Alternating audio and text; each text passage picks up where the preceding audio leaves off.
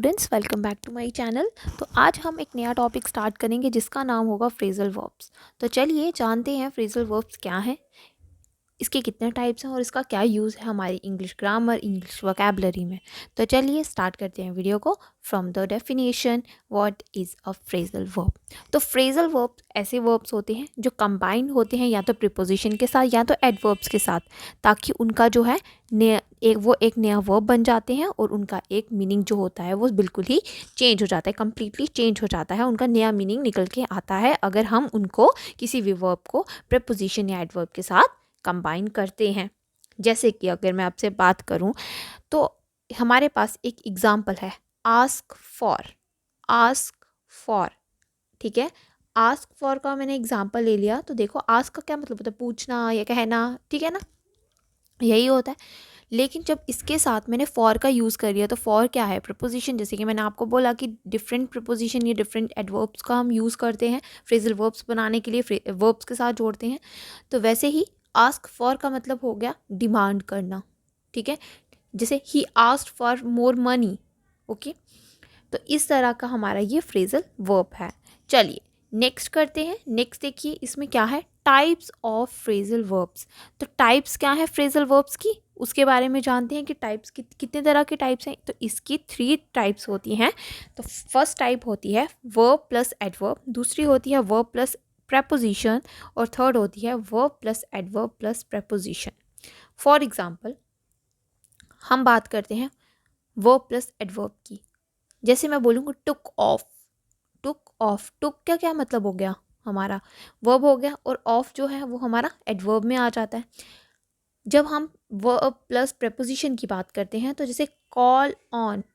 Call on, ठीक है, call on हो गया, ठीक है, ऑन हमारा preposition हो गया। उसके बाद आता है verb plus adverb plus preposition। तो जैसे कि put up. Up is a adverb, with is a preposition, put up with. Okay, ये समझ में आया आपको कि 3 तरह के हमारे फ्रेजल वर्ब्स हैं। और वो फ्रेजल वर्ब्स क्या हैं, there are 3 type of phrasal verbs. First is verb plus adverb, second is verb plus preposition, third is verb plus adverb plus preposition।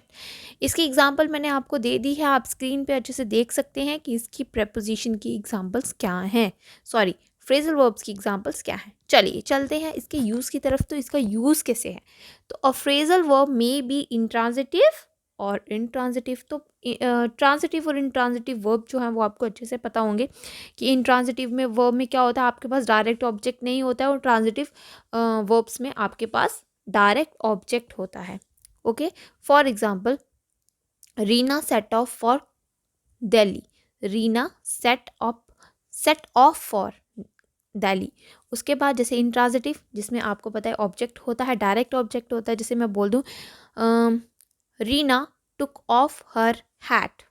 Okay, चलिए इसका यूज़ क्या है।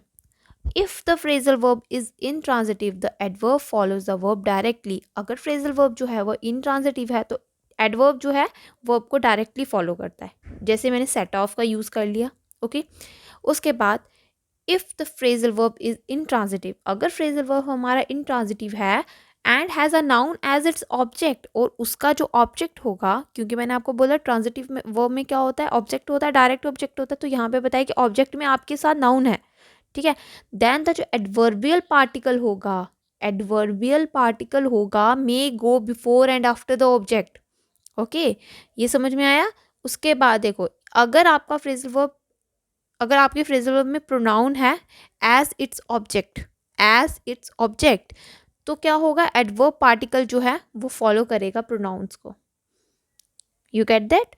उसके बाद आता है जो प्रेपोजिशन है, अगर इमीडिएटली वर्ब के आफ्टर द वर्ब आता है, इमीडिएटली आफ्टर द वर्ब आता है प्रेपोजिशन, तो क्या होगा, तब हमारा जैसे कि एग्जांपल दे दो, लुक्स आफ्टर। लुक्स आफ्टर, जब प्रेपोजिशन मैंने बोला a preposition comes immediately after the verb, तो एग्जांपल क्या है, लुक्स आफ्टर। ओके, इनका ये यूज़ है। इसके सिर्फ 4 यूज़ हैं, चारों के चारों यूज़ मैंने आपको समझा दिए हैं। और एग्जांपल्स जो हैं वो आप मेरे एक शॉर्ट में देख सकते हैं, जिसमें मैंने बहुत सारी एग्जांपल्स दी हैं, प्लस आप कुछ एग्जांपल्स जो हैं अभी देखेंगे आगे। तो ये सब एग्जांपल्स जो हैं आपको इन ट्रांजिटिव वर्ब्स में आपको मिलेंगी और इनका कैसे यूज़ किया जाता है तो वो भी आपको पता चल जाएगा। जैसे कि अभी मैं बोल देती हूँ अबाइड बाय। अबाइड बाय का क्या मतलब होता है? To promise. Okay, to promise.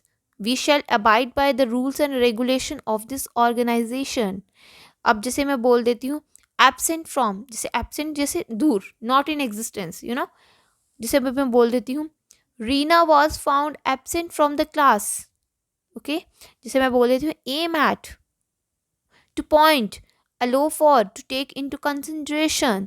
तो ये सब चीज़ें जो इतने सारे फ्रेजल वर्ब्स जो हैं वो क्या हैं, वो हम इसे कैसे यूज़ कर सकते हैं और इनका किस तरह से मीनिंग चेंज हो जाता है वर्ब का जब हम इसको किसी भी वर्ब को प्रपोजिशन के साथ जोड़ते हैं या एडवर्ब के साथ जोड़ते हैं और उनका जो एक नया जो वर्ब बन के आता है जिसका मीनिंग जो है वो कम्प्लीटली चेंज हो गया होता है। तो वो सब जो है वो हमारे फ्रेजल वर्ब्स होते हैं। इसकी टाइप्स भी मैंने आपको बता दी हैं, 3 तरह की टाइप्स है। यूज़ भी आपको मैंने बता दिए हैं इसके कितने तरह के यूज़ हैं।